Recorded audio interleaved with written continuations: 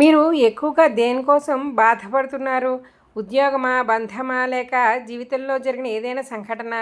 శ్రీకృష్ణుడు చెప్పిన మొదటి బోధన ఒక్కసారి వినండి.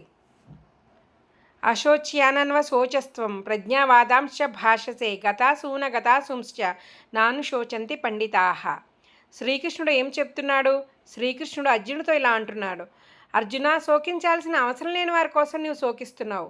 అయితే జ్ఞానిలా మాట్లాడుతున్నావు. నిజమైన జ్ఞానులు జీవించిన వారి కోసమో మరణించిన వారి కోసమో శోకించరు. ఈ శ్లోకంలో శ్రీకృష్ణుడు బాధపడద్దు అని చెప్పట్లేదు, బాధలోనే చిక్కుకుపోవద్దు అని బోధిస్తున్నారు. నేటి సమాజానికి ఈ శ్లోకం బాగా అన్వయించుకోవచ్చు. ఈరోజు మన జీవితంలో కూడా ఒక సంబంధం ముగిసినా, ఉద్యోగం పోయినా, ఎవరైనా మనల్ని తప్పుగా అర్థం చేసుకున్నా మనం ప్రపంచమే ముగిసిపోయిందని అనిపిస్తుంది.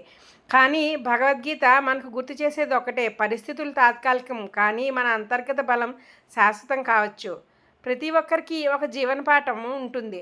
పిల్లలకు ఒక పరీక్షల్లో తక్కువ మార్కులు వచ్చినా జీవితం ముగిదు. యువతకు ఒక అపజయం నీ భవిష్యత్తును నిర్ణయించదు. కుటుంబాలకు భావోద్వేగంలో నిర్ణయాలు తీసుకోకుండా ప్రశాంతంగా ఆలోచించండి అని బోధిస్తుంది.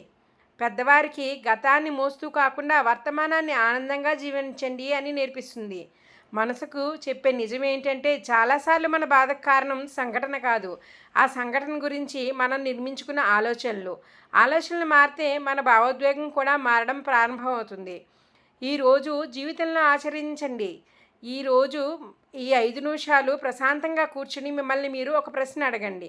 నేను ఇప్పుడు బాధపడుతున్న విషయం 5 సంవత్సరాల తర్వాత కూడా ఇదే స్థాయిలో నాకు ముఖ్యమా అని.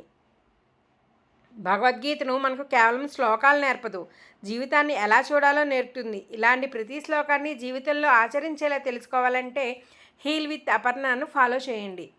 Bhagavad Gita ultimate life guide.